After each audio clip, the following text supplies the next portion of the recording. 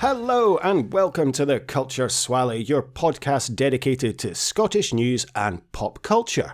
My name is Nicky, and I am joined, as always, by the man who has been listening to the greatest hits of the Lighthouse family this week to try and come down from his natural popper high. It's Greg. How are you today, Greg? Yeah, very well.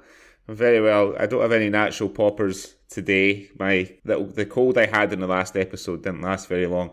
Maybe because maybe the natural poppers expedited my recovery, perhaps. I'm not sure. But back to my usual full bill of health this week. Fantastic. I'm glad to hear that. I'm glad to hear you're all recovered and everything's well. What do you think? And we'll come to the news later, obviously. But I was reading this morning that Henry Cavill has been cast as in the Highlander remake. Yeah, I saw that as well, but it was someone had the article I saw. It was just basically his Instagram, or maybe it was because I follow him on Instagram. Maybe it was just his Instagram post. With him making the announcement. I'm not sure. I mean, we'll see. I mean, as an actor, I quite like him. I feel like there's probably like real Scottish actors that they could have cast in the role, like your man, your man off Outlander, Sam. I forget his second name. Begins with an H. I'd have thought he would be the sort of go-to, but maybe he doesn't. Maybe he doesn't attract all that Netflix money in the same way that Henry Cavill does, or whoever. I don't even know who's producing it. I don't know if it's Netflix or if it's going to be like a Atlas Cinema or not, or a TV series. I've no idea. He's just in The Witcher, isn't he? The one based on the Polish fantasy novels and video games for Netflix. Yeah, because it is scandalous. Why haven't they cast a Scottish actor? You know, like the original did. Yeah, I know exactly. Exactly. I mean, I'll be interested to know if Christophe Lambert's going to get a call to make a wee cameo. I bet he'd be up for it. Oh, I'm sure he would. That would be very good. I'd look forward to that. Well, we'll see. I'll maybe give it a watch, but I won't be rushing out to watch it, I don't think. I would kind of go to the cinema now to see movies that I wouldn't have bothered to go and see at the cinema before. And it's only because my friend works for the company and I can basically go to the cinema for free anytime I want. I went to see Nobody the other week, the Bob Odenkirk sort of action revenge type movie, and that's one I would normally just wait to watch, when it comes out in video or on TV. But I went to see it, but it was good. I mean, it's quite good. I've always liked going to the cinema, I know you're not a big fan of going to the cinema. I really prefer to... No, I used to be. When I lived in Aberdeen, I think I used to go quite a lot. But then it was actually moving to Dubai. I hardly went to the cinema when I was there. And then, in the 2 years I've been living in Amsterdam, I think I've been to the cinema maybe 3 times. Right. So, not a huge fan of it, really. It's okay. It's a nice experience, but I'd rather just watch it at home in the comfort of my own. What was the last movie you saw at the cinema? That's a very good question. I think it might have been Joker, actually. What, Star Wars, maybe? Because that would have been... Star Wars? That came out after Joker. It did. That'll be the last film I saw at the cinema then. Yes, I did go and see Star Wars. That's right, because that came out just before Christmas, I think. And that would have been, because the cinemas have been closed for most of last year. So, that's a good point. Yeah, it would have been Star Wars, which I can't even remember the title of that. Revenge of the Sith? The Rise of Skywalker, was it? That's the one, Rise of Skywalker. I mean, that didn't make any sense because when you get to, sorry to spoil the film for anybody who's not seen it, but it is 2 years old. But I won't spoil it. But when you watch the film to the end, there's no Skywalkers rising in it. In fact, one of them dies in the movie, and one of them comes back as a ghost, but no one's rising. Is this another Lionel Hutz going to sue the makers of the Never-Ending Story type scenario that you're trying to claim here that Skywalker does not rise? So therefore, I paid my £10 for my cinema ticket, expecting to see some rising Skywalkers, and I was cheated out of it. It's a fucking scandal, Franco. It is. On a unrelated matter, do you remember on the last episode of The Swally we had a story about a girl that went on Naked Attraction, a girl from Aberdeen that went on Naked Attraction, and I didn't know an awful lot about Naked Attraction before that story, and we were talking about it, and I think I said I could not imagine anything worse than going on television and getting my cock out, right? I have found something worse. In Japan, there is a game show. Now, I would love to tell you the name of the game show, but every time I search for, I put the search engine, I get a load of blocked pornography sites. But basically, what happens in this game show is men go on to sing a karaoke song. And while they're singing the song, a very attractive Japanese lady wanks them off. And the object of the game is to get to the end of the song without shooting your load on television. Now, because it's Japanese television, it's probably on like in the equivalent of the Noel's House Party slot or something like that, right? But you only see sort of above the waist. You don't actually, it's not graphic, like they're shot from the waist up. But the thing is, the girls are like they're like Emirates kind of cabin crew, like very, very pretty. They're smiling at the camera the whole time, but and the guys are trying to get to the end of fucking Hey Jude or something like that, right? That's quite a long song, Hey Jude. Maybe that's the final round. They're almost like crying. Trying to get to the end of their song. Well, this wee Japanese girl was wanking them off. They've obviously looked at Naked Attraction and thought, we could do better. We could do better than that. We'll take that one level higher. What would be your song of choice? Wank Me Off Before You Go?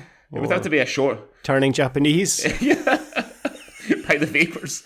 It would have to be a short song, like Song 2 by Blur or something like that. The lyrics would work as well, yeah. You'd never know. You'd have the audience on edge because you're like, as you're singing, woohoo, it's like, oh, has he? Yeah, it would definitely have to be a short song. But I mean, I don't even think I could raise a smile if I was in a television, let alone be masturbation ready in front of a studio audience. You know what I mean? Yeah, I think you do need nerves of steel to be able to do that. It does take a certain talent, I would think. And I guess it's all the rejects that couldn't get on to Takeshi's Castle have had to go on to whatever it's called. Like I say, I'd love to tell you the name, but when I type in Japanese karaoke masturbation game show into the search engine in Google, it just comes up with hundreds of scud sites, which according to the descriptions, you can click on and you can watch episodes of it, but such websites are not allowed in the Middle East. But I get probably allowed in Amsterdam, I guess. Yeah, I'm just having a look right now. Yeah, there's quite a lot of... Oh, it's called Sing What Happens, which is a bit of a strange name for it. I mean, it's not like give us a clue, well, Lionel Blair. It's Sing What Happens. Una Stubbs would be very shocked. I can imagine. Michael Parkinson getting his old cock out on give us a clue in front of Una Stubbs and Wincy Willis. Right. Moving on.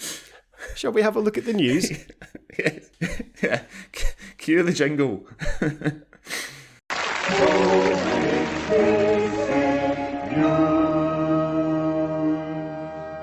Hello, this is the Outer Hebrides Broadcasting Corporation, and here is what's been going on in the news. So, Greg, apart from See What Happens or Sing What Happens, have you seen anything in the news from Scotland this week that has caught your eye? Well, I have. I've got kind of two related stories and one, I guess, unrelated story, but or not directly related, but they're all a little bit of the supernatural and fantasy sort of thing. There's been a couple of stories about the Loch Ness Monster in the Scottish Sun this week. The first one, apparently the Loch Ness Monster has been officially spotted 5 times this year. Have you? Wow. Sure. How do you feel about the Loch Ness Monster? You kind of want it to be true, but you just can't quite allow yourself. Yeah, I think of course you want it to be true. It's a beautiful old tale when you're a kid you grow up with, and of course we grew up with the family Ness. Oh, that's going to be a great episode. We need to do an episode on the family Ness. And of course Loch Ness, starring Ted Danson. I'd love it to be true, but I don't think so. I think that the thought that there's a big old dinosaur under there is probably a load of shit. But it could be a massive whale or something. You never know.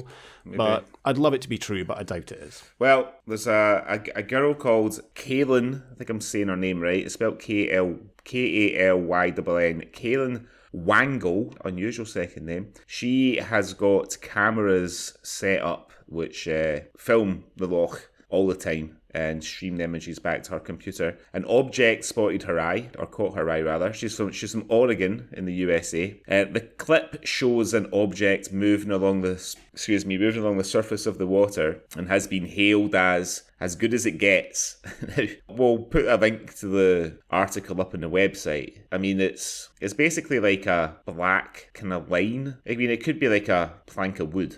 It's just floating about in the loch. It's according to the official Loch Ness Monster sightings register, which is a thing. The creature was seen moving for several minutes before disappearing. The Nessie fan wrote, at 4:15 p.m, a very large, dark shape appears to be swimming from left to right at the very front of the shore. It seems to be making a wave for a bit and either surfaces for a second or is just under the surface. Kaylin's posted the webcam sightings on her Team Nessie channel on YouTube. She said the mystery shadow moved behind a tree and doesn't pop back up. I mean, you guys can draw your own conclusions. I'm not sure.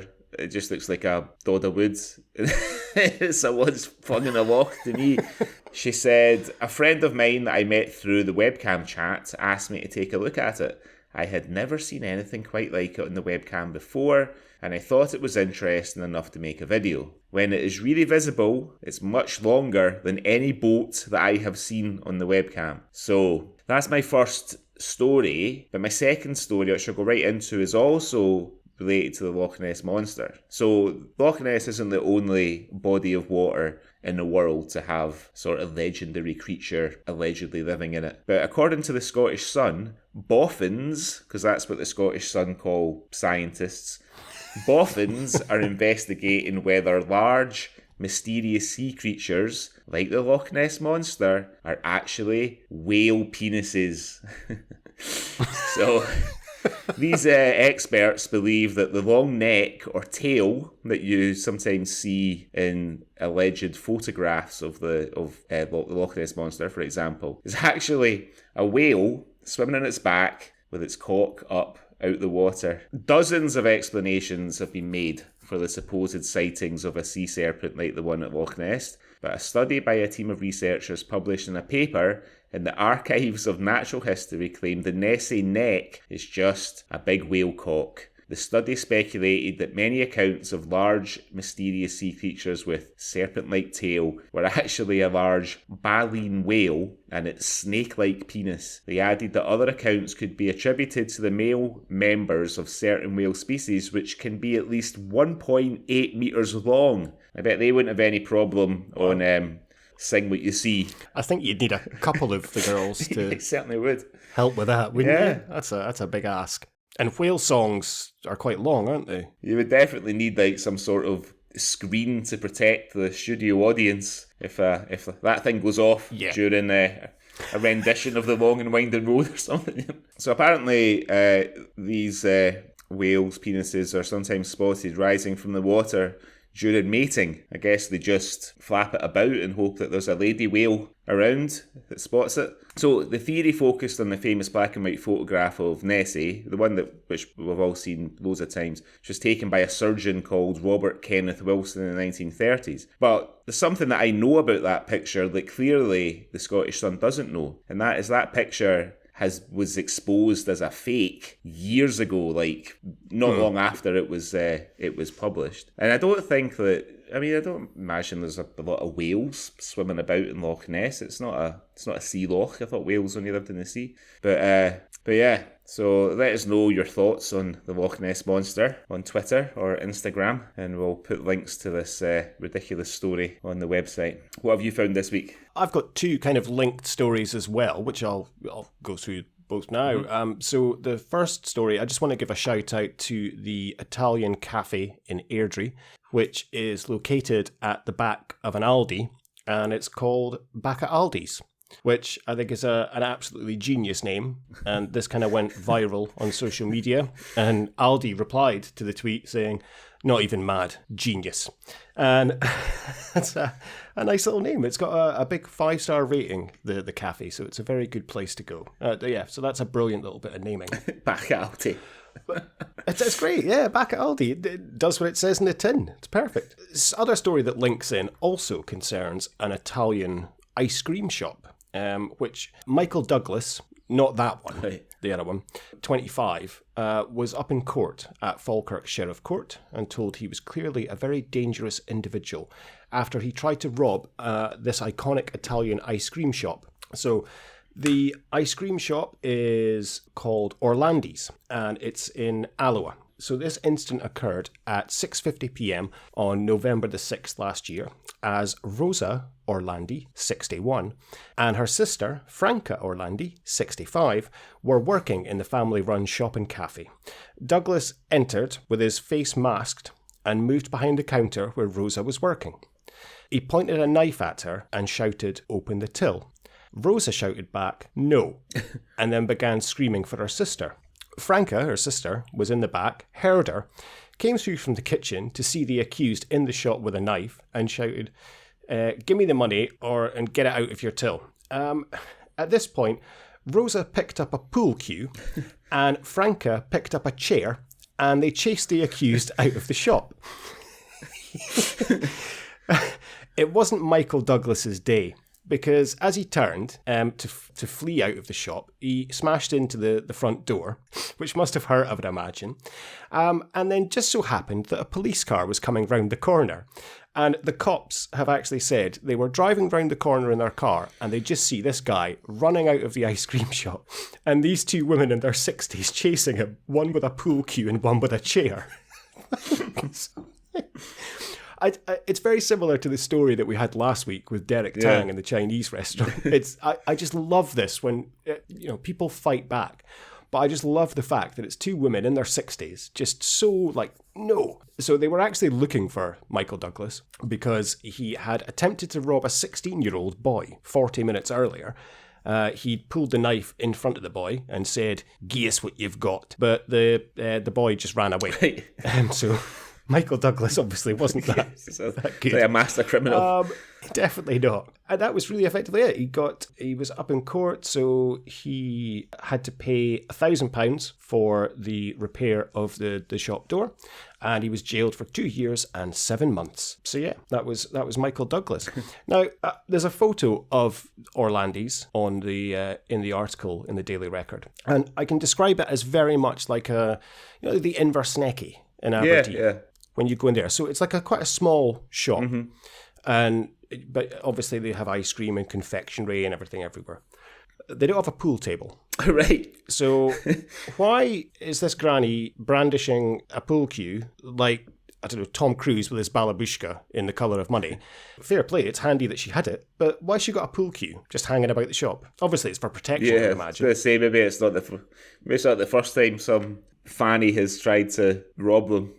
It's quite funny. I mean, if only he just said that he was Michael Douglas, maybe they would have been impressed. They're women in their 60s.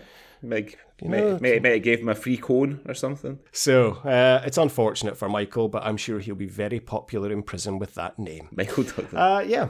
What else have you seen this week then, Greg? Well, from one legendary creature to another. So, I'm just going to read the headline, so I don't really know how to build it up, but the headline is, King Kong spotted looking for a flat in Bishopbriggs. A spooky image appears on window. But then this is on Glasgow Live. They've got the byline, "Can you see it? Not the kind of competition you want when it comes to a bidding war." So basically it's, how the estate agent will have photographs of rooms and stuff and the properties that they're trying to sell. So it looks like it's been raining, which is no great shocks for the west of Scotland.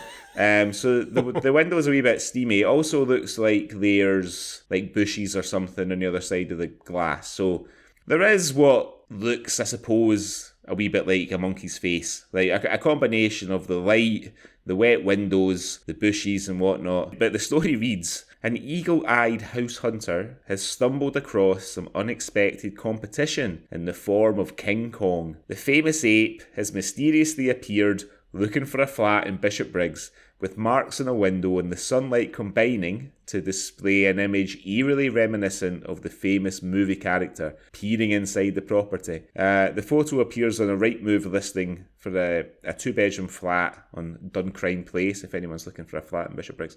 Glasgow Live reader Yvonne McGraw is the person that found the picture. She said, looking at flats in Bishopbriggs on Rightmove, I came across this photo. Don't think I'll be buying this flat though, as I'm not sure about the neighbours. Is that really King Kong looking in the window?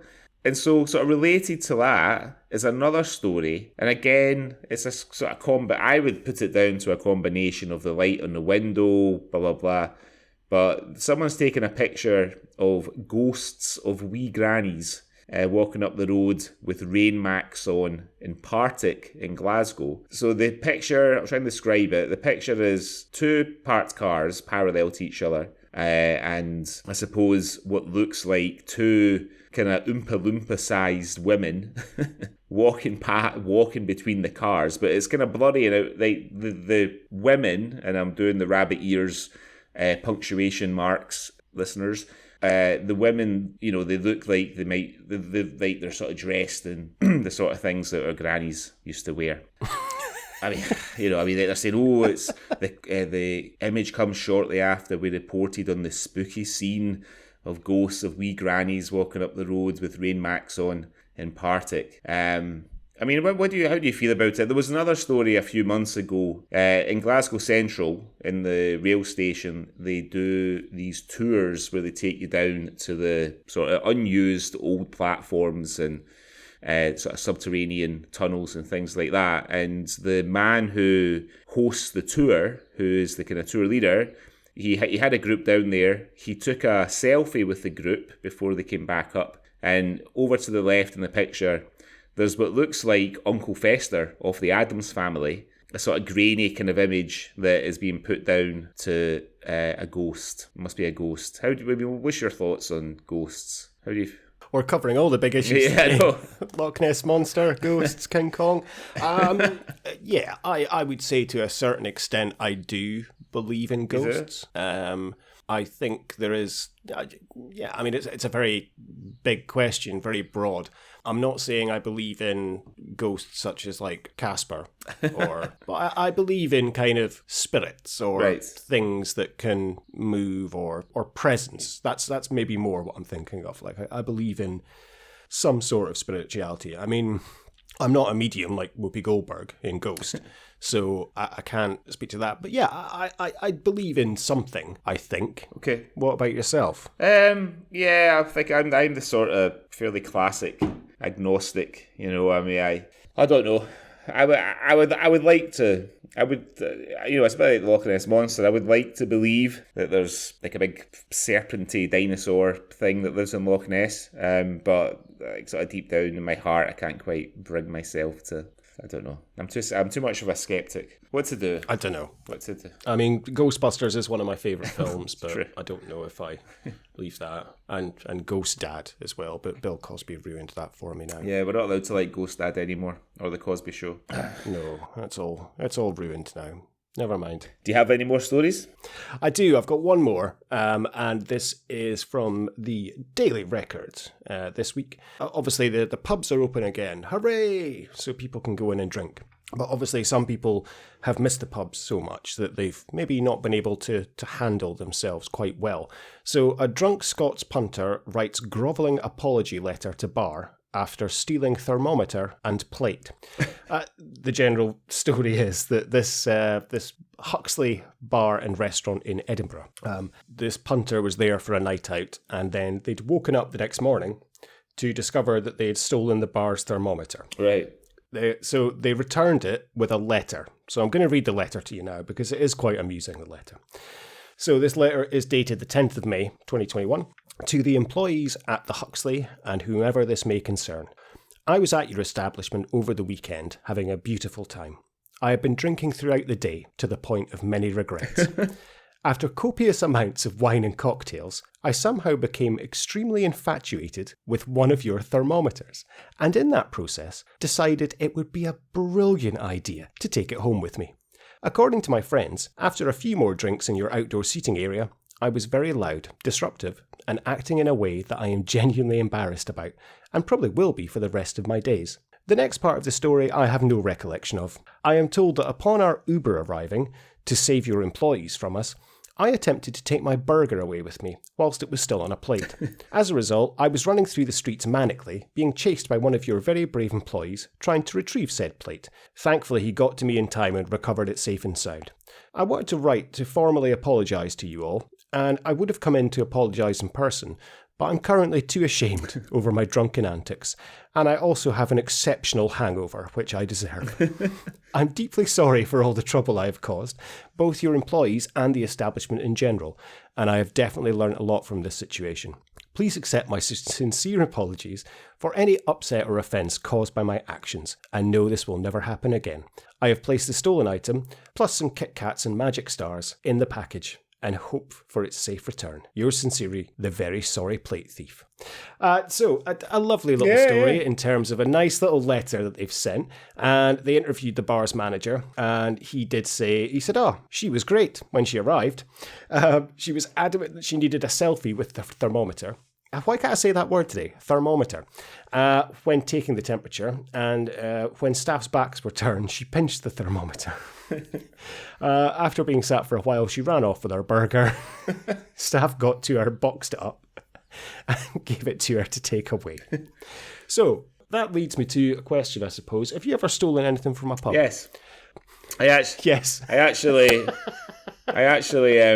stole something from a pub that you worked in. So, I mean, it's gone now, so it doesn't matter. But when I first left home and I moved into Aberdeen for college, I was sharing a flat in Uckert Terrace with a girl that I was friends with. So the way the flat was laid out, this girl had the living room as her bedroom. Her sister had one of the bedrooms and I had the other bedroom. But I didn't have anything to dry my clothes on. And I'd been in Heroes, I think, and I was really drunk, and I was walking back, and I was passing by the Daytona Exchange Bar and Grill, which is now TGI Fridays at Queen's Links Leisure Park in Aberdeen, and they had on their patio all these metal chairs, and I thought to myself, that would make a great airer for my wet clothes when I take them out of the washing machine. So I picked one up and I fucking legged it. You know the big, right across, there's like two big kind of grassy bits on either side of the beach boulevard. I fucking legged it all the way back on my own. It was probably about midnight or something. Maybe not even that late. I think there was still people in Daytona cleaning up. You might have been in Daytona. I might have been in there cleaning up. I just because I think we took those tables in every night, right? I think so. yeah. In fact, I do remember because I used to take those tables and chairs in sometimes. So they were sort of stainless steel. The chairs they were metal. Oh yeah, I remember them. I remember the tables as well because they were kind of like round little circular metal tables. I remember those chairs. Yeah, never returned it, kept it, used it as an airer for quite a long time. Until I moved out of that flat, I just left it behind for the next person who rented the room. So yeah, what about you? Yeah, many things over the years, I suppose. I mean, you can say the odd pint glass here and there, maybe because it was nice. I know a time with you actually, we stole quite a few limes from a bar in Glasgow. That's right. I was back for the cup final, and I woke up with this lime, and I was like, "This is the lime of destiny." That was a lucky lime. This is going to win. It was a lucky lime. Yeah, I took it to the football with me and everything. I've got photos of my brother-in-law biting down on the lime as we're having the penalty shootout and stuff. That was a lucky lime. I remember Heroes had just opened, and it must have been I think one of its opening days was Scotland against Brazil in the World Cup, and I went there. I was only 17, because that was the start. I got in there for every game apart from the last one when I got ID'd, and they just opened, and they had these little, it's little just cards that were on every table, and it had all the fixtures for the World Cup on it, and I remember stealing one of them. But I put it up my jacket, and then as I was leaving, the doorman asked me what was under my jacket, thinking I was taking a pint out or something. But it was just this harmless card. But he let me keep it. Fair play to him. I can't think of anything big. I mean, talking of Daytona, because it shut down and changed into a TGI's. Yeah. So on the last night, I was working there before it changed, and we knew that the next day there was a team coming in to do all the inventory of stuff. Right. And in the cellar, there was a lot of memorabilia stuff that hadn't been put up in the bar. So we're talking like Miami Dolphins football helmets and hockey sticks and baseball bats and stuff. So someone who you know that was working there at the same time, not who you think, someone else. I'll just say I'll beat that out. We basically parked my Ford Escort at the kind of gates and just loaded it up with stuff from Daytona. So what sort of stuff did you take home? Stuff like baseball bats and hockey sticks, stuff that I ended up just throwing out. I did take like a few boxes of like shot glasses and stuff that to this day my sister still has. Like tequila glasses and stuff. I'll be all right saying that, won't I? They went out of business. They went out of business fucking years ago. I remember because I used to work in the restaurant next door.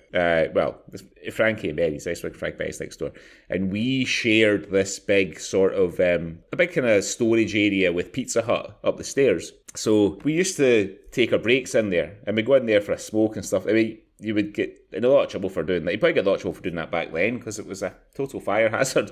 But we'd go in there for a smoke and everything, and just have we used to keep all like our spare like plates and glasses and crockery and everything in there. So we were having a rifle through Pizza Hut stuff one day, and we found Pizza Hut used to have a mascot for kids' parties called the Pizza Pooch, and they had boxes and boxes of these little plush Pizza Pooches, little kind of Pizza Pooch teddy bears, and we discovered that they had like a feature, and if you could squeeze their tummies and say something to the Pizza Pooch, and then when you squeeze tummy again, it would repeat it back to you. So we would spend like days just like swearing into these Pizza Pooches.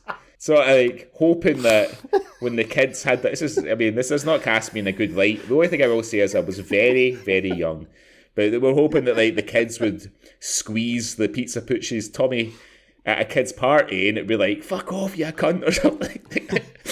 But the other thing that happened, they had a Pizza Pooch costume that some fucking poor waiter would have to wear at the kids' parties, and I genuinely don't know what happened to it, but it disappeared out of there. Someone stole it. It was probably one of the waiters that worked in there who thought, if I get rid of this, I'd never have to wear it again. But the manager came down and she was absolutely raging, and she was one of your staff has stolen the Pizza Pooch costume. It's an absolute disgrace. And I was like, I don't know what you want me to do. You know, I mean, I'll ask, and if anyone has, I'll try and compel them to return it. I said, but no one's going to admit it. But then every time somebody went on holiday from our staff, they would send a postcard to the Pizza Hut from the Pizza Pooch.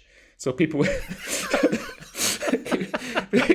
they were getting postcards from like Ibiza, from Thailand, Jersey, having a great time on holiday. Love the Pizza Pooch. Oh, fantastic! Yeah, you wouldn't get away with that stuff nowadays. No. And I don't condone that type of behaviour, by the way, anymore. I'm older and wiser. It was a good laugh at the time. It was a really good laugh at the time. Oh, anyway, okay. So this might be the last episode of the Culture Swally because might be arrested after that. Okay. Have you got anything else that's you've seen in the news this week, Craig? No, that's it. I mean, I found the news a bit hard going this week of Scottish news. It was all sort of Rangers fans blowing their fingers off and upsetting everybody by gathering and smashing up George's Square and everything, Glasgow and stuff. There was a sort of struggle to find any kind of reasonably light news this week.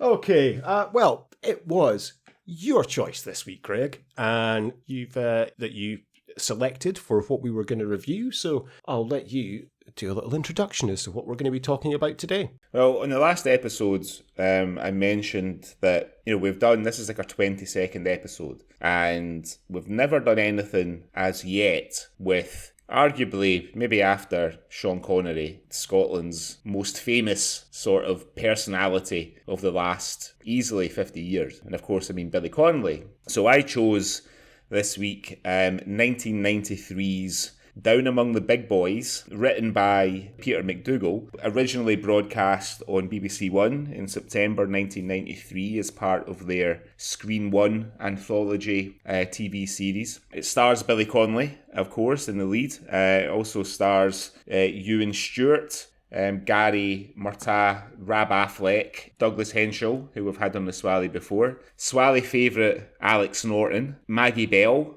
famous singer of the Taggart song, and Ashley Jensen, who a long time after this came out would go on to find worldwide fame as Maggie in Extras, Ricky Gervais's show. So the synopsis, a big-time operator in Glasgow's criminal underworld masterminds a daring bank robbery. However, his steps are dogged by a smart young police officer who also happens to be his future son-in-law. It's described as a dark drama. I don't know about you, I wouldn't say it's particularly dark drama. No. I had seen this before. I think when we spoke in the last episode, you weren't too sure if you'd watched it before. So now you've watched it. Was that a first viewing for you, or had you seen it before? I'm still not sure. You're still not sure? Still not sure. Right. Watching it, I was thinking, I haven't seen this. But then there were a few key scenes that seemed familiar. Right. Now, I'm not sure if maybe I've watched like a documentary on Billy Connolly or something, and they've maybe had a couple of clips from it. But there were a couple of key scenes that I thought, I have seen this. But I certainly couldn't remember enough, if you know what I mean. Like it did feel like it was almost the first time. It was almost just like kind of a strange sense of maybe deja vu whilst watching it. Okay. But maybe I was mixing it up with a few other things. But for the purposes, I'll say yes, it was the first time I'd seen it. So did you enjoy it? I did really enjoy it. It was very good. I definitely wouldn't describe it as, what was it, a dark drama? Dark drama, yeah, it's not. I'd say it's more of a black comedy, if anything. Like, yeah, in a way. It's a dramedy. You do have the dark kind of story and subplot, but there's a lot of funny moments in it. Yeah. And you kind of, it's Billy Connolly. Yeah, exactly. And he does brilliantly in this because it's the perfect tone. He is quite dark and menacing. Mm-hmm. And he's very believable as this kind of big underworld boss that you kind of know you can kind of maybe have a bit of a laugh and a joke with, but don't push him too far. But he's also very funny. Yeah. In it as well. I don't think Billy Connolly can be anything, but I mean, I don't know. Obviously, I've seen some of the darker roles that he's done, like The Debt Collector, and I genuinely don't think I've ever seen Mrs. Brown, which won't surprise you because it's not the type of film I would watch. I've seen Mrs. Brown. So I mean, he obviously got a lot of acclaim for his part in Mrs. Brown. He has very good chemistry with Judi Dench. You know what I mean? That's, like the best scenes in that film are the scenes when it's just the two-hander with them. And when you have Billy Connolly in something, I don't think it always works if he isn't being funny to some extent. Do you know what I mean? Like the Debt Collector, I've not seen it for years. I have seen it, but I did watch it a couple of times when it was not too long after it came out.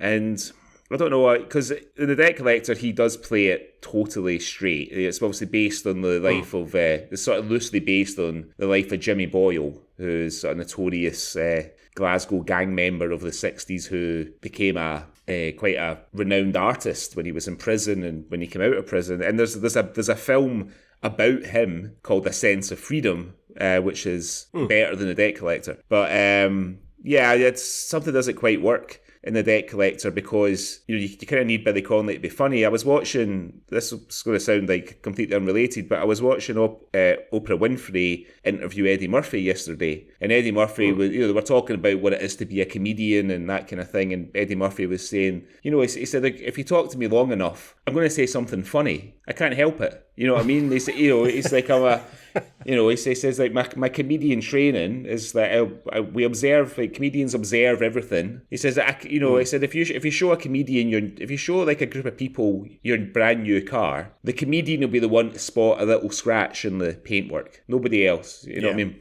So I think if you're going to put Billy Connolly in something, but he has to be funny. But and this isn't the first Peter McDougall drama that Billy Connolly has acted in. Like, he did a couple in the 70s. He did Elephant's Graveyard with John Morrison and Just Another Saturday with John Morrison. And in Just Another Saturday, he's not like his part isn't. He's not got a massive part in it, but in Elephant's Graveyard, it's a two-hander with him and John Morrison, and he's a good actor. Billy Connolly, but when you see him in those old ones, you feel like he's sort of playing a version of himself. Do you know what I mean? In those old 1970s ones, like in Just Another Saturday, we might cover it in the Swally in the future maybe, but it's about a young boy who is, like a young man, I guess, who is in the Orange Lodge. And he just he's not really into the politics of it. Billy Connolly plays a guy that he works beside who's a Catholic that he gets on really well with. But when you see him, he's in the pub, sort of holding court, telling funny stories, cracking jokes and everything. And then his part in Elephant Graveyard is a little bit like that as well. So it's good to see him in this kind of really being given a chance to kind of flex his acting muscles, if you like, a little bit. It's a lead part. He's surrounded by some fantastic Scottish actors in it, Douglas Henshall he's quite young. Ashley Jensen's obviously quite young. I don't know if Maggie Bell was done an awful lot of acting kind of before or after this, but she's quite good, and you sort of get the sense that she's good in it because there's probably like some kind of relationship with Connolly from like the 70s. They know each other and they're friends, and you can that they have a bit of chemistry. Yeah, if I'm being honest, I don't think Billy Connolly I don't think he's an amazing actor, but he's good at what he does, Oh yeah, as I say, his performance was completely believable. I had, he had me convinced as this kind of gangster that obviously has his home life as well, and the scenes with him with the family completely bought into.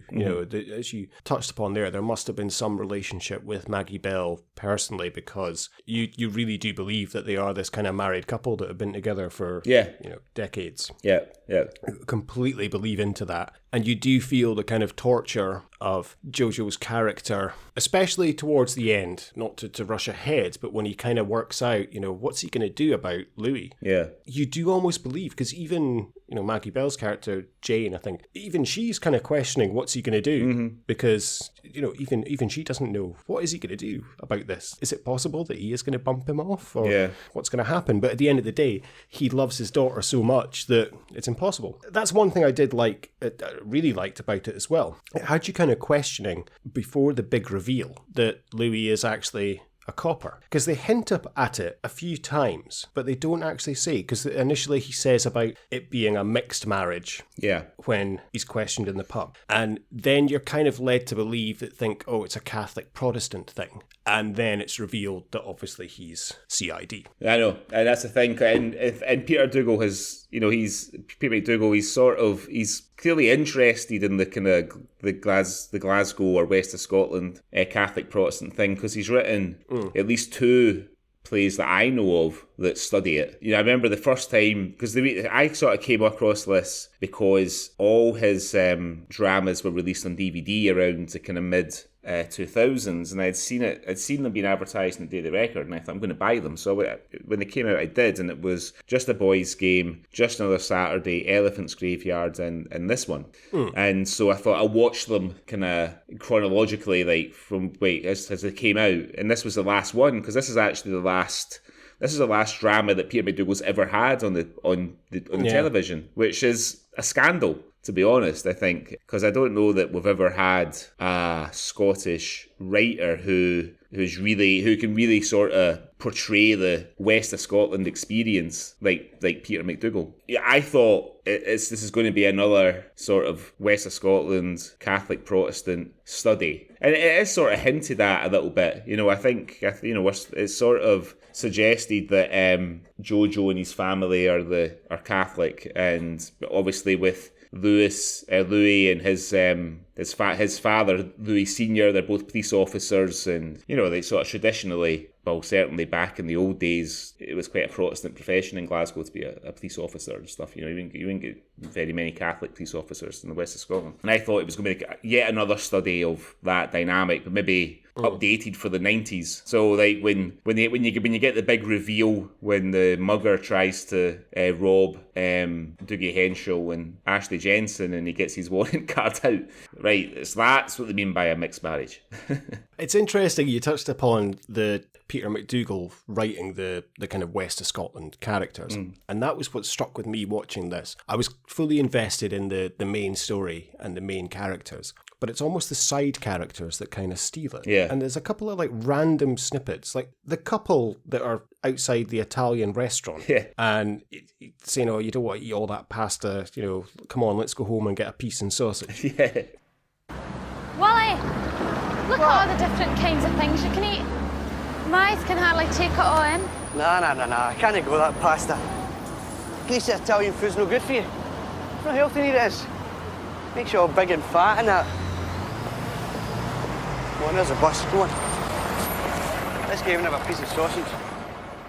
It's a wonderful little insight. And again, you have, as you say, the guys trying to mug him in the park. You have the other two cops that I love before they arrest Gary Lewis' character later on. And he's just sitting eating a fucking Scotch pie with beans on the top in his car. Which I think was great. And then even the two guys that are, I mean, you could say they're not really side characters as such, but the two guys that are fitting the window. Yeah. When Freddie Borley's shop window gets panned in. Yeah. You know, they're great as well. And I love their little code that, it's fucking genius.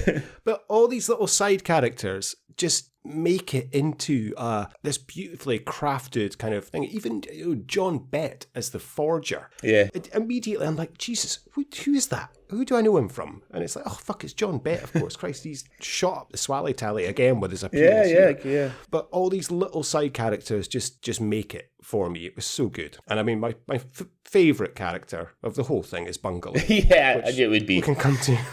I thought, yeah. He's just fantastic. He's just the comic timing. He's got so many beautiful pieces. For me, I was howling with laughter in the final third, where you have you think it's the three of them in the car, in terms of you have Jojo and Alex Norton's character Dan, and I think it's Gary as well that's in the car, and you genuinely think it's just the three of them having this conversation, and then Bungalow's head just comes out into shot from the rear seat, and you're like, Jesus, has he been there the whole time? This has been like a 3-minute scene and you haven't seen him, and he's the biggest character in the film. But yeah, he's just, his comedy, and he's just brilliant. Yeah. It's just this kind of lovable character that, you know, could probably kill you in an instant. No. Rab Affleck's he's been like a fairly consistent grafter for years.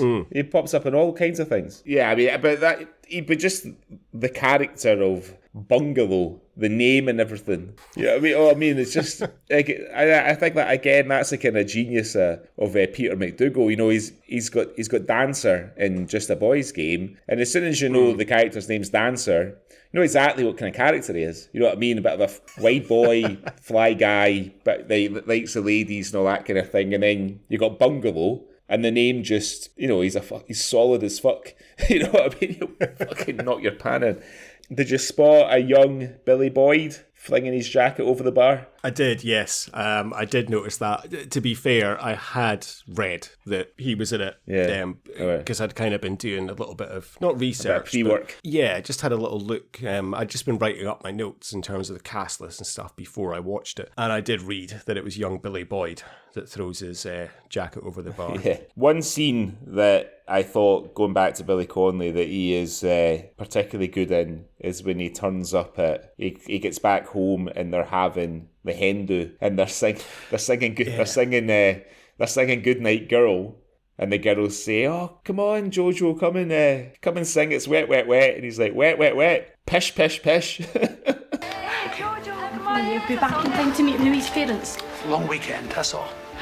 Moon, Mr. Donnelly's wet, wet, wet. Pish, pish, pish, Smelly. I want to look out the window if we were singing round the back. Is that where a young person's guide to becoming a rock star got the idea to call their band Bonk Bonk Bonk? Possibly. But yeah, he's fantastic there. And you do believe he's come home and he's kind of like, he loves his daughter and he's like, hello girls. Like, they all love him as well. Now, just prior to that, you have the hen do, and they're going round the pubs and collecting money, £1 a kiss for the bride. Yep. Was that a thing? I I don't really remember that, but I would have been too young. But was that a thing, that hen nights you would go round and collect money? Because they're pushing her around in a trolley like she's a guy. Yeah, like, Guy Fawkes night, kind of penny for the guy. But was that a thing? Oh, that's another side characters as well that I forgot about. The couple in the pub, the old man that gives the bride a kiss, and his wife's like, "You satisfied now?" Again, another example of just these little side characters that you never see again, but have a big impact. But yeah, this pound a kiss, was that a thing? Was that collecting money for the night out or for something? It's a fucking genius idea. Yeah, I mean, I think it's definitely, it was a thing. I mean, I can remember, when I first started going out to the pub and stuff when I was about 16. And I can remember seeing it a couple of times. And no, I don't think it was like collecting money. It was just come and give the bride a kiss. And it wasn't like a lingering kiss. It was like a peck in the cheek. I feel like I pecked a few brides to be in the cheek on Union Street when I was younger. I feel like none that really stick in my mind.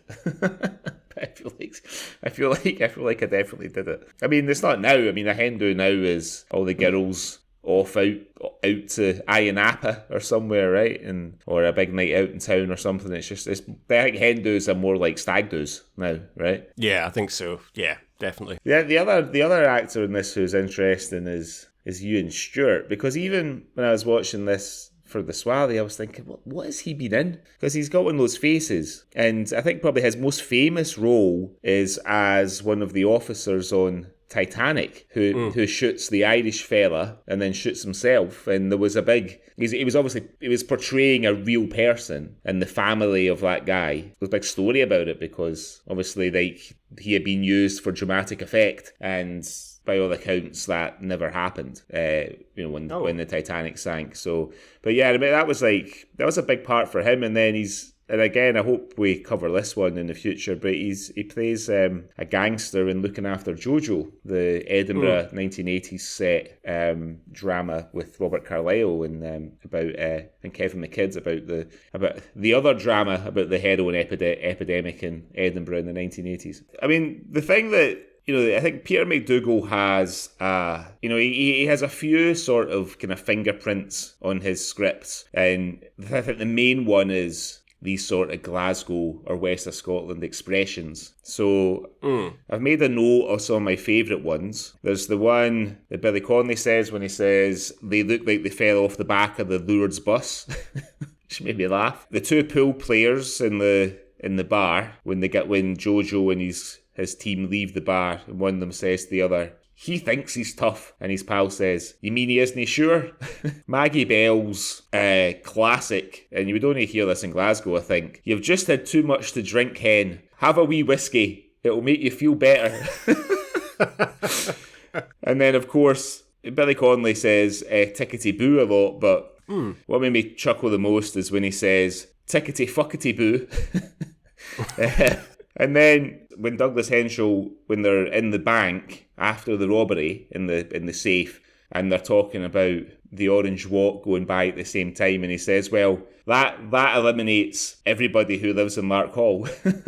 Yeah. I mean, to talk about the robbery, it's a genius idea. Yeah. They get poor Freddie Bordley, who is a Swally favourite. Yep. He's basically set up, and he's very short performance, but he's very good. He has a wonderful speech about, trying to get a job in the city and how difficult it is when you've got kids. And it's a real impassioned speech from Freddie. Yeah. But they set him up with his shop, but it's to break into the bank. And it's genius, really, the way they're tunneling in. Yeah. And those scenes when they are in the vault, that was something that kind of triggered, like, have I seen this before? It was the scene where they're putting the kind of explosives around the lock boxes. Yeah. It was brilliant when they blow the first one, and it's so loud, and they say, it's basically just scud mags that come out of the box. I love the line, like, when he picks up the radio and says to the two Glazers, "Did you hear that?" He says, "I never heard anything. I was blown off my ladder by a massive explosion."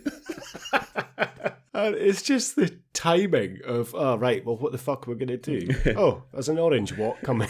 It's perfect. It's just so good. And those scenes are just, fantastic. And even the Glazer, when the policeman's saying, "You need to move the van, we've got an orange walk coming," and he says, "Is it worth putting the window in?"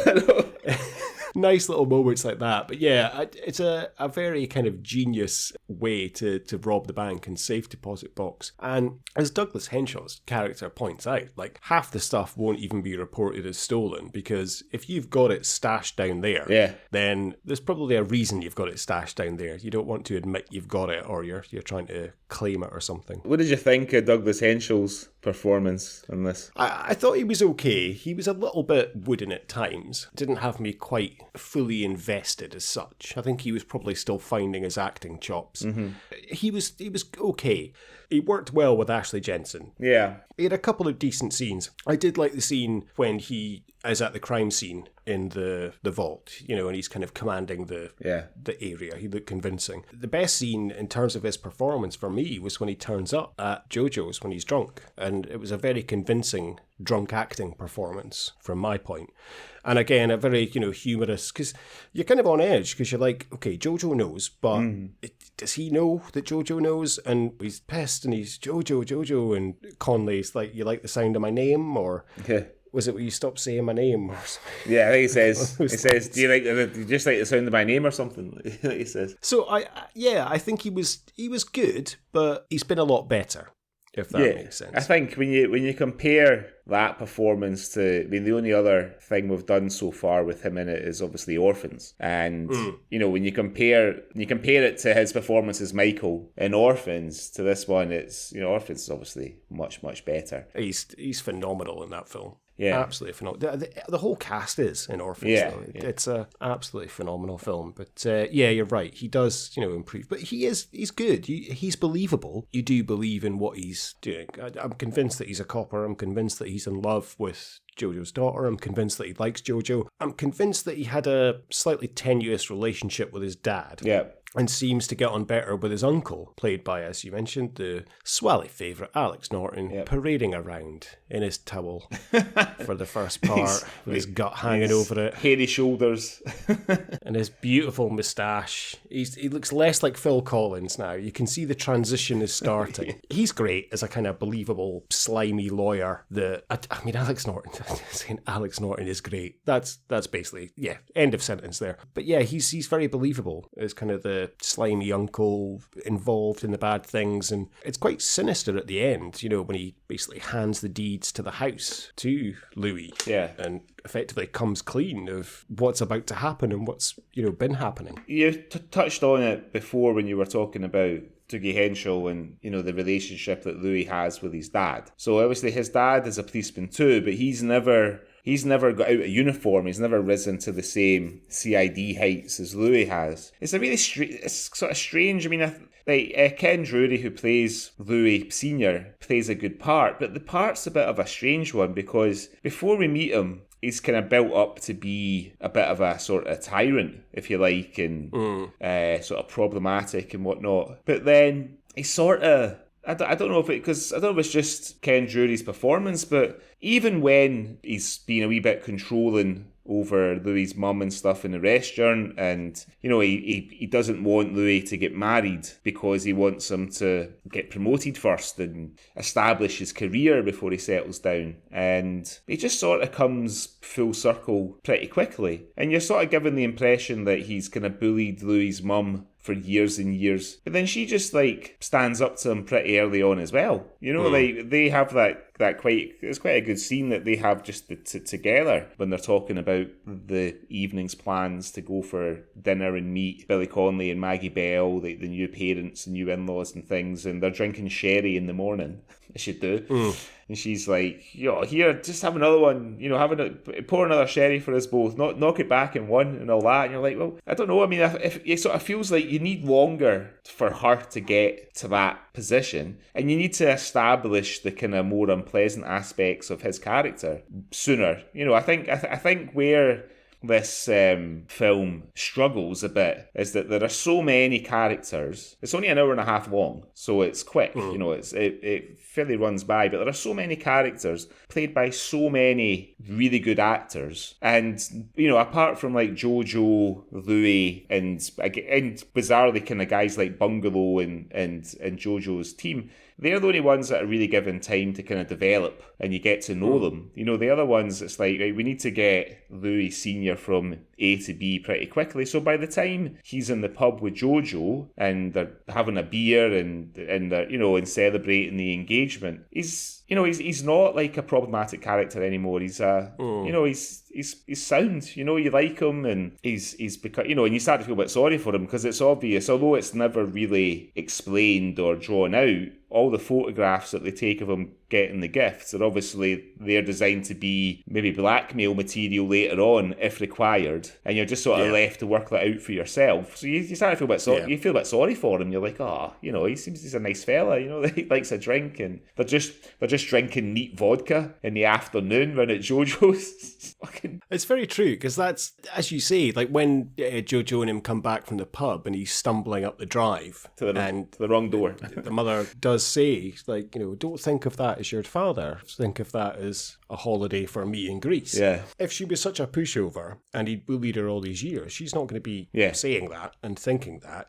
She's got him under the thumb, but you know what I mean? I think she's in control. Yeah. So I agree. I don't know where this kind of impression that he is this massive tyrant that, you know, forced Louis to go into the police and is pissed off that Louis, you know, excelled to CID, whereas he's been stuck as a sergeant for years. Yeah, I don't get that. I quite like the character of the dad. I do, yeah. He's all right. He seems like a nice enough guy. He just wants the best for his son, and, you know, he's dedicated to his career, but yeah, he seems all right. He's the most sort of morally established character in it. Do you know what I mean? Like, he's clearly on the side of the good guys. You've got Alex Norton that you touched on earlier on, who he's clearly very fond of Louis as his nephew and everything, but he's also a bit of a shyster and a dodgy guy. Obviously, Jojo, as much as we enjoy Billy Connolly, he's a criminal. All these guys, all his team are all criminals. And, you know, I mean, I'm talking about the male character. Then you've got Louis Sr., who he is what you see. He's a good guy, uniformed police officer, beat officer, whatever. And, you know, it's just I don't know, I think it sort of loses its way a little bit. And I don't know if it's the direction, because when I was reading some of the reviews, like the director got a bit of, the director's name is, let me grab my notes here, Charles Gormley. He gets a bit of stick for just his direction being a bit dull. Like one reviewer said, for every great scene or great bit of dialogue, there's like a kind of cringy bit. And the bit that the scene that I could have really done without is the mums and Claire singing "Don't Go Breaking My Heart" on the karaoke machine. I could have lived without that. You know, and when Dougie Henschel has to stand, his character Louis has to stand and watch the end of them singing that song, and I can feel what he must, maybe he didn't feel that he's an actor, but just how I would feel in that situation, just like wishing the floor would open up and swallow me whole. I just felt like, and even there's a scene with Maggie Bell's just singing on her own in the karaoke machine before all the girls come back for the hen do, and it's like, well, obviously Maggie Bell's a famous established singer. It's like, well, we need to have a scene of her singing, you know? Yeah. And it's kind of, you know, it's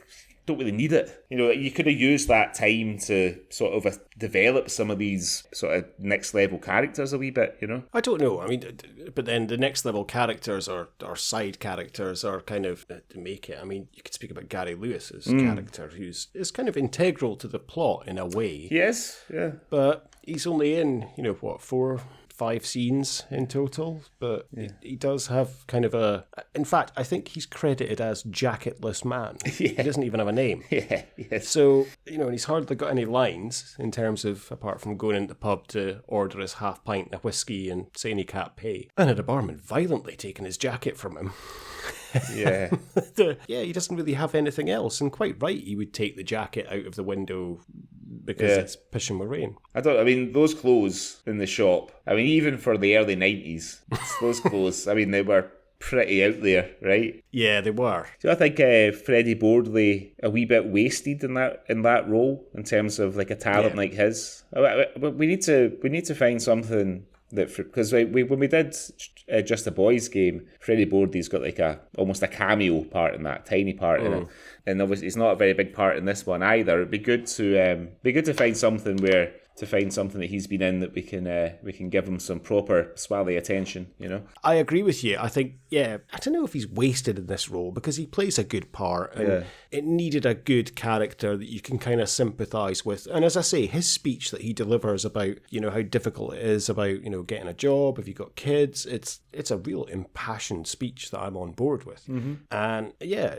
I can agree, maybe slightly wasted, but I think he played his part fantastically. Yeah, I mean, you know, he's a great actor, Freddie Borde. He's got like an early Taggart that he's really good in. Like one of the, I think it's could be as early as maybe the third or fourth like Taggart story, and he's brilliant in it. He's so good. But I think it was you that told me. Whenever I think of Freddie Borde, I always think of how Peter McDougall described him as James Dean with the flu. It's just it's such a good.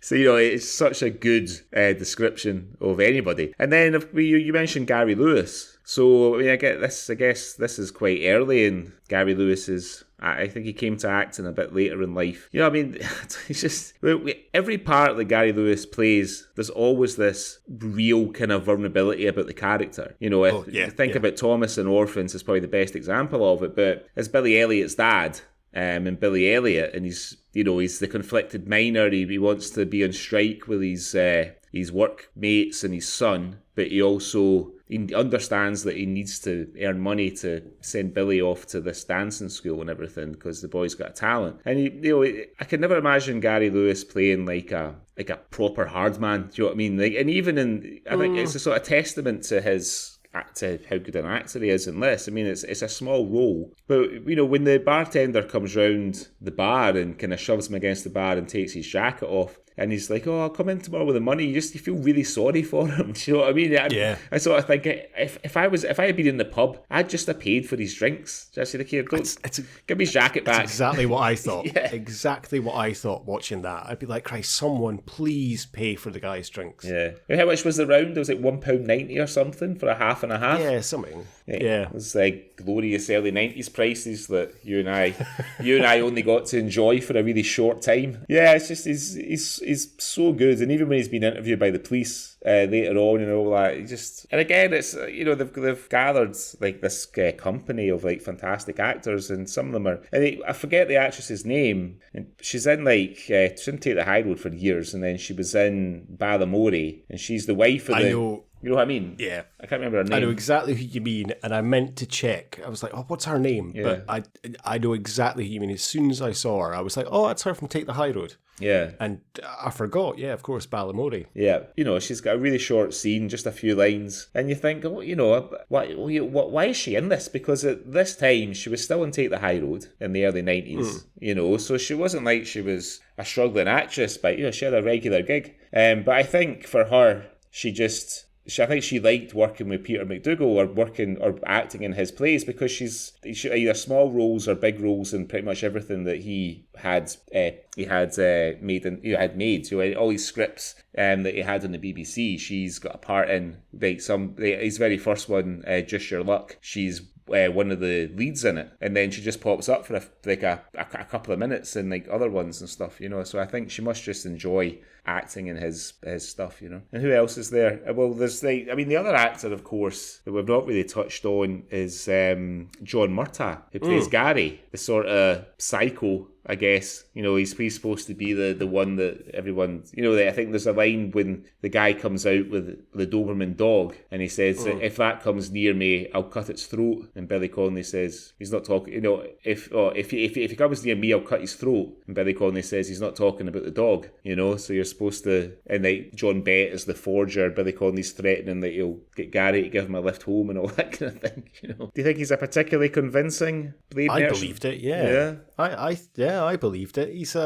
He has an edge to him that you just kind of, you wouldn't turn your back on him, and he does have this certain edge that you kind of believe in. And I mean, he's slowly but surely crept up the Swally tally. I do think as a unit, the kind of gang that Jojo has amassed is a convincing gang in terms of what they're doing. I think he was very good. Yeah, I don't know. I mean, I guess I'm used to seeing him in other more conventional parts, I guess. You know what I mean? Like, he plays a teacher in Small Faces. He's in Braveheart. He plays Lachlan in Braveheart. He's even in Rob Roy. I think he's not too many actors were in both of them.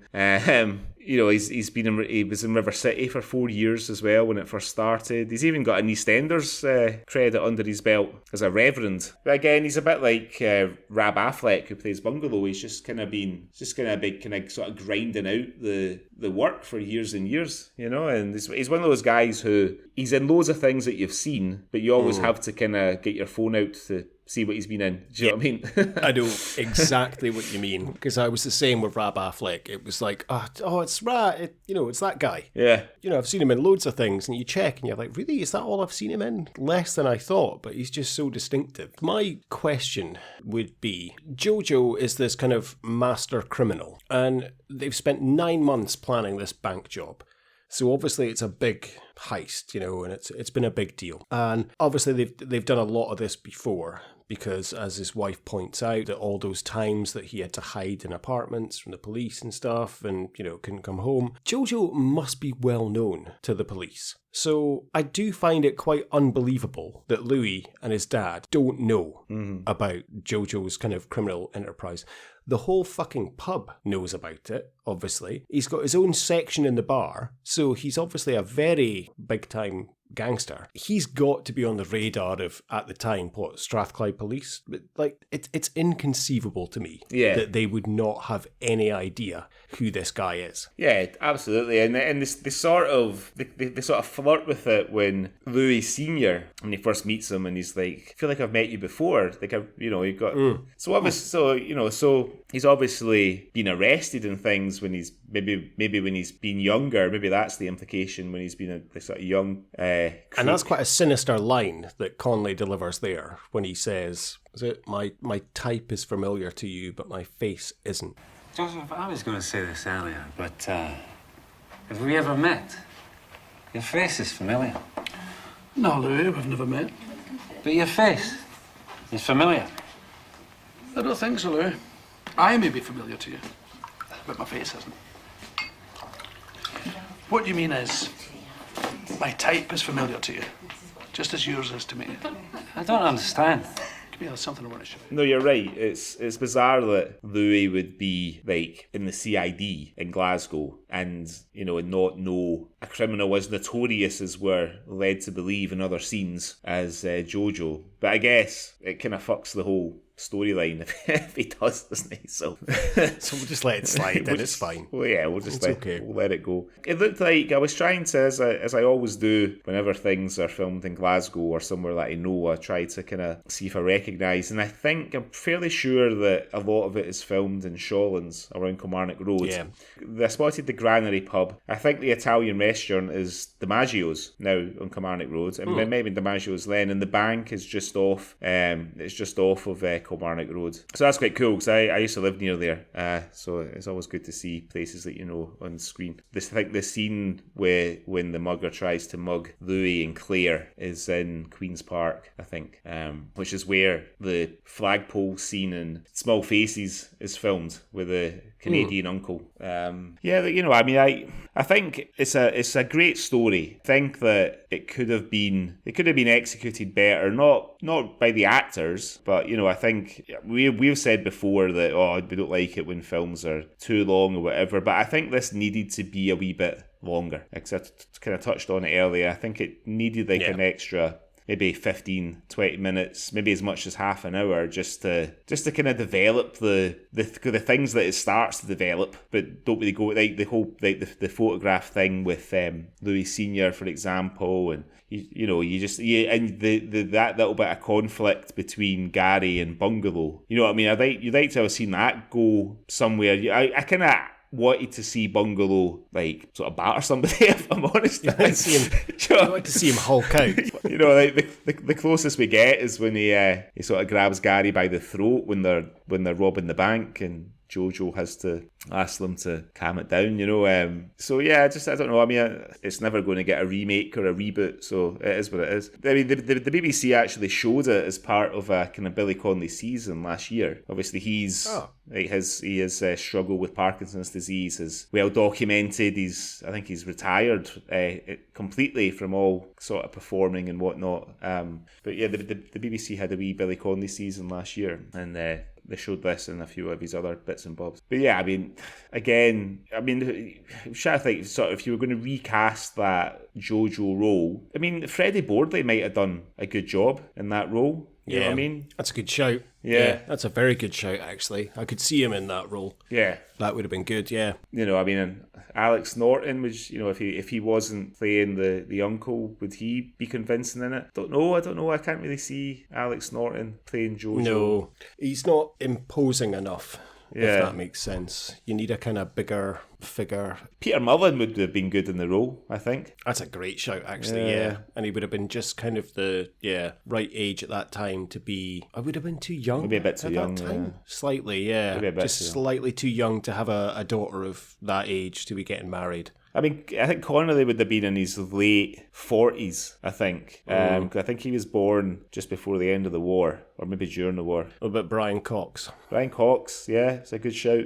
It's a really good shout. I mean, it's just, I was listening to a podcast about Manhunter a couple of weeks ago, where obviously Brian Cox, famously the first actor to play Hannibal Lecter, and everybody agrees. Well, everybody that I've heard talking about Manhunter and Brian Cox's portrayal of Hannibal Lecter, everybody seems to agree that he's absolutely brilliant and completely chilling. You know, I think compared to Anthony Hopkins, who goes a bit sort of pantomime kind of villain. Yeah. You know, it's a bit hammy. Yeah, not so much in Silence of the Lambs, but in the later ones. And yes, I mean, you know, fuck it, I'd watch Brian Cox to anything. I think Brian Cox is maybe like our best currently working Scottish actor, I think. Just for his range, you know, I know we're kind of going off topic a wee bit, but like everything from Succession to Bob Servant, you know what I mean, to X-Men and everything. He just could literally turn his hand to anything. But yeah, no, I think, yeah, you kind of leave out the karaoke scenes. I don't think we needed to see quite as much of Maggie Bell as we did. No disrespect to her. More bungalow.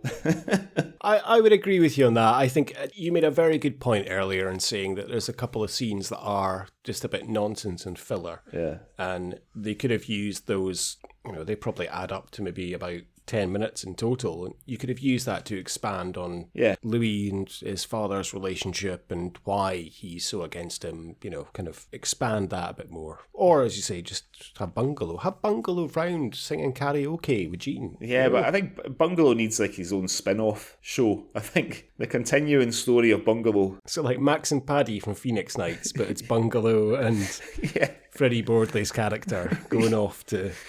Unlikely Friendship. Yeah. That'd be brilliant. I'd love to have seen that. Damn it. Missed a trick there. Yeah. Fuck. But like, never mind. To your point, like, I mean, I'm with you. Those scenes that, like the one with the couple outside the Italian restaurant, the scene with the couple in the bar, kissing the guy kissing Claire and all that kind of thing, they're great, right? But they don't really need to be there. You know what I mean? No. I mean, you know, they don't... It's in some of Peter McDougall's earlier work, he's got a little bit of that going on, but it sort of... It kind of feels like it belongs in some of that stuff more than it does here, you know, because his other things... The other things that I've seen of his, apart from, like, Elephant's Graveyard, although they're kind of character-focused, there is much about the environment as they are about the characters. Whereas this is, it's not really so much about the environment. They kind of try to make it a little bit like it is with Freddie Bordley's speech that you mentioned before. And like the UK was in a recession. It wasn't that long after the poll tax riots in Scotland and all that kind of thing. So there's a sort of suggestion that there's a lot of desperate people in Glasgow at the time. But that wouldn't have been unique to Glasgow. That would have been the same all over the Scotland and all over the UK. Whereas his other stuff, you know, with just another Saturday, he's addressing the sort of sectarian Catholic Protestant orange thing in Glasgow, and just on the boys' game, he's addressing the kind of hard man culture of the time, gangs and things, and things are happening to these characters in that setting. But this is purely a kind of plot-driven film, if you like. And so it doesn't, you don't have to establish where it's all happening that much. You know what's happening in Glasgow from their accents, so you don't have to have all that little environmental stuff in there. I think, to your point, it could have been used, that time could have been used to develop some of the characters a wee bit more and develop the storyline a wee bit more. What we're saying is more Bordley and Bungalow, less Bell. Yeah, and like I say, it's no disrespect to Maggie Bell, but if you're gonna have more Maggie Bell, let's have less Maggie Bell singing by herself in the living room waiting for the girls to turn up. And another thing I was going to say, did you notice the spread that she'd put on for the girls coming in? Fuck me. I did, yeah. It was like raw chicken drumsticks and stuff. It was supposed to be millionaires. What the fuck's she doing making sandwiches and chicken? You just get the caterers in, right? She tried her best, but then they're just back from the pub. Surely that's all you would want. They're all pished. They didn't even touch it. They're too busy singing Goodnight Girl. And the other, it's obvious that Billy Connolly is doing this for real, but putting the pigeon's head in his mouth to blow up her plumage. Oh, yeah. Yeah. I don't know about that. Manky pigeons. But you have to be careful. You blow too hard, our lungs will come out our arse. Yeah, exactly. I don't think I've ever known a pigeon fancier in my life. I know that these people do exist. Is that a thing? Do you know who the most famous pigeon fancier I would know of is? Who? Duncan Ferguson. Is he? He is a massive pigeon fancier. Renowned headcase and nutter that basically tackled burglars that had shotguns in his house and sat on them until the police arrived. Duncan Ferguson is a massive pigeon fancier. I can't put my finger on why, but for whatever reason, I'm not surprised by that at all. Do you know what I mean? Just does not surprise me. Yeah, I wouldn't be putting a pigeon's head in my mouth. Definitely not. But I thought that was that was again to show a nice little soft side. Yeah. But also very fucking sinister as well. There's a kind of like undercurrent in that scene that you're a bit like, yeah. Well, I mean, obviously, Jojo hates the police, right? Because he's made his life as a criminal, always trying to stay one step ahead of the police. So he's all, I guess we're kind of led to think that he's obviously having to make a massive effort here for his daughter, sort of tolerating this policeman who is like a contemporary of his. I guess they're about the same age, or they're supposed to be around about the same age or whatever. Maybe Louis Senior's a wee bit older. Jojo's got this guy in his house and he's got to show him hospitality and everything. I think maybe with Louis, it's a bit easier for him because Louis is young, he's his daughter's fiance and everything. So yeah, so that scene. But then, how does he show how dangerous he is? He blows a pigeon's plumage up so she attracts the rogue down to the coop. So, shall we put Down Among the Big Boys through the Swally Awards? That's just what I was about to ask you, Greg. Let's put it through the awards. What have you got first? Archetypal Scottish moment. There's quite a lot in this. There is, yeah. Quite a lot. I'm trying to decide. I'm kind of between a couple. What did you have? Well, I mull it. There's a lot, but I've gone for the robbery scene when they're in the vault and they're smashing the wall and it just turns to Bungalow and he's swigging from a bottle of Iron Brew. Yeah.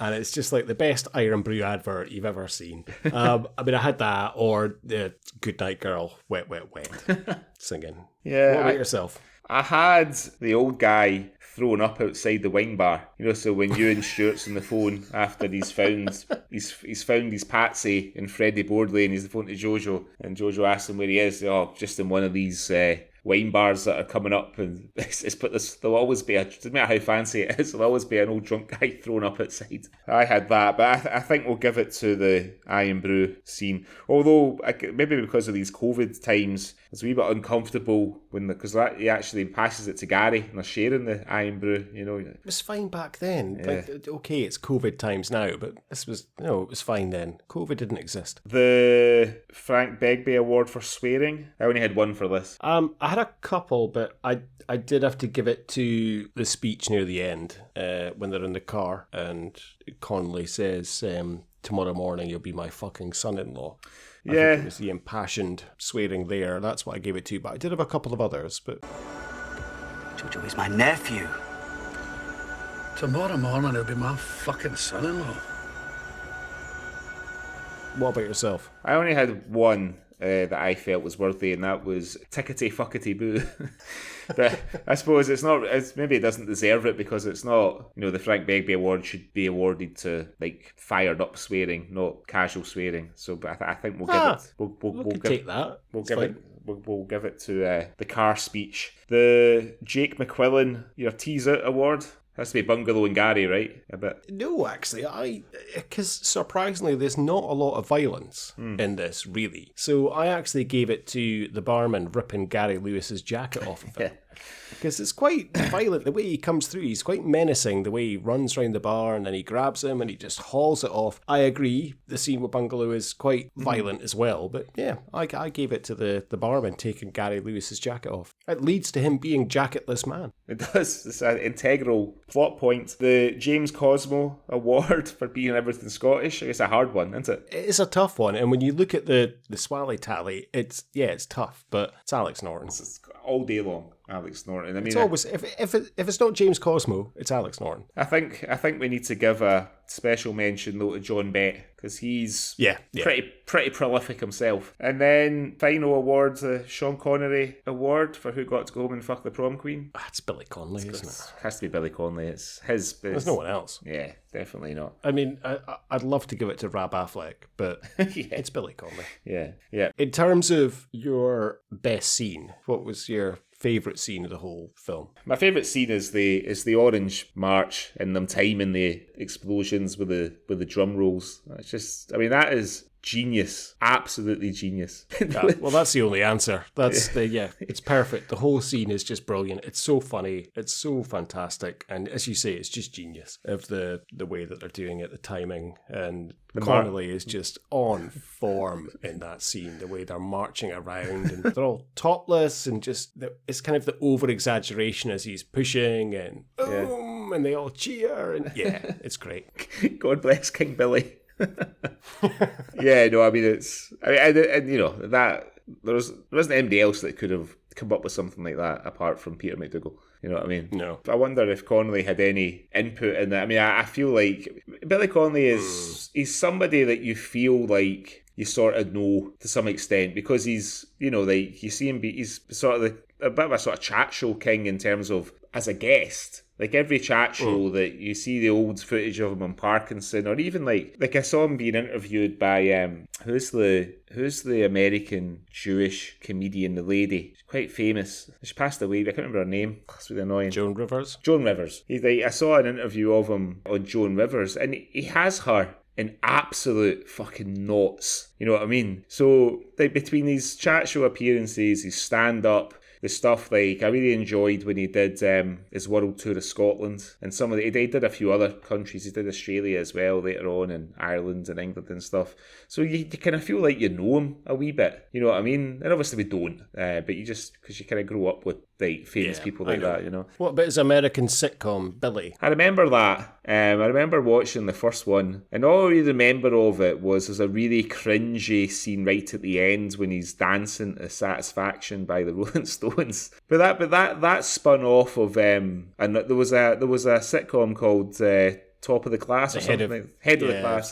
Head of the Class. Yeah. And they brought him in for the last series, and they decided to spin him off, give him his own TV show. I mean, I don't know. I mean, like I say, I don't know that when you have Billy Connolly, you kind of want him as an actor. He's at his best when he's just being himself and riffing, talking, doing his stand up or on a chat show or whatever. It kind of makes it all the sadder to see how he is now with these Parkinson's. Like I watched a documentary. They commissioned 4 artists to do paintings of him for, I think it was for his 70th birthday. And you can see them in Glasgow. They've been turned into murals. And he's presenting a documentary about it, but you can see the effect of Parkinson's on him. His voice is a little quieter. still very funny. Very dry sense of humour, and he goes to meet John Byrne, who is a good friend of his, who's an artist. He also wrote the Slab Boys. They play the Slab Boys, and it's funny, like with the two of them, they're making each other laugh and all that kind of thing. But you're used to somebody at a point in time in your life who, let's be honest. When he was on it, he could be fucking hilarious, Billy Connolly. I remember watching Billy and Albert with my mum, his show at the Albert Hall, and my mother. I was laughing at it, but I was the way that she was responding. She was like lying on the floor, like tears. I think the bit when he's talking about the baby monitors and how babies pretend to be dead. Do you know what I mean? By not making any noise, the baby monitors, and then the actions and everything that he's doing. Like my mother, just fucking tears rolling down her cheeks. She's lying on the floor. She's fallen off the sofa, just in hysterics, and it's such a gift to be able to do that to somebody. Do you know what I mean? Yeah. So yeah, it was good. We'll have to do some more Billy Connolly featuring things in future episodes, I think. And that's it. It's not just the impact that he had on your mother, making her laugh. It's the memories that you've got of that. Yeah, absolutely. So he's impacted, both of you. Yeah. In a way. Yeah, absolutely. So it is your turn to choose the next episode's content. So what we watching this week? Well, the next episode is going to be released on the 17th of June. We are going to be in the height of Euro 2020. We're still calling it Euro 2020, apparently, even though it's happening in Euro 2021. So yeah, we're going to be right in there. So the next episode is going to drop 2 days before we have a crunch game, Scotland against some team called England. I don't know, I've never really heard of them before, so we'll wait and see what happens. So I thought I'd have a look at a football film. Okay. Since we're in the season of it, and there's not a lot out there, but there's a couple. So I think we're going to have a look at the fortunes of Connolly FC in the 2002 film, starring, in order of importance, of course, Ali McCoist and Robert Duvall and Michael Keaton. We're going to look at A Shot of Glory. Oh, brilliant. Well, I've never watched A Shot of Glory. I've seen bits of it. It would sometimes be on at like 2:30 in the morning when you get in from the pub, on ISTV or something. Just kind of fall asleep watching it. But yeah, no, I'm looking forward to it. What a lineup. Starring Ali McCoist, Robert Duvall. I think it's like there's a lot of shite Scottish talent in there. I don't mean actor-wise, I mean footballers. Ian McCall. I had a look at the cast list today to start doing the list, and I was like, Andy Gray, fucking brilliant. I didn't realise Andy Gray was in this. Because my first thought is Andy Gray. Yeah. No, it's the Scottish commentator Andy Gray, who I'm like, yeah, he probably would have been my first thought before doing the Swally and stuff. But now I'm just like, oh, you fucking beauty, Chancer's in this. No, it's Scottish commentator Andy Gray. It's BN Sports Andy Gray. Yes. So yeah, let's have a look at A Shot of Glory. I've only seen it once, and it was many years ago. Okay. And I think I was a bit drunk, and I think I thought it was shite. So okay. Let's have a look. Hey, look, Batman's in it. So exactly. How bad can it be? Batman's in it. Pretty bad. Tom Hagen's in it. How bad can it be? Exactly. So I'll look forward to looking at that with you next time on the Swally. Me too. So thank you very much, everyone, for listening.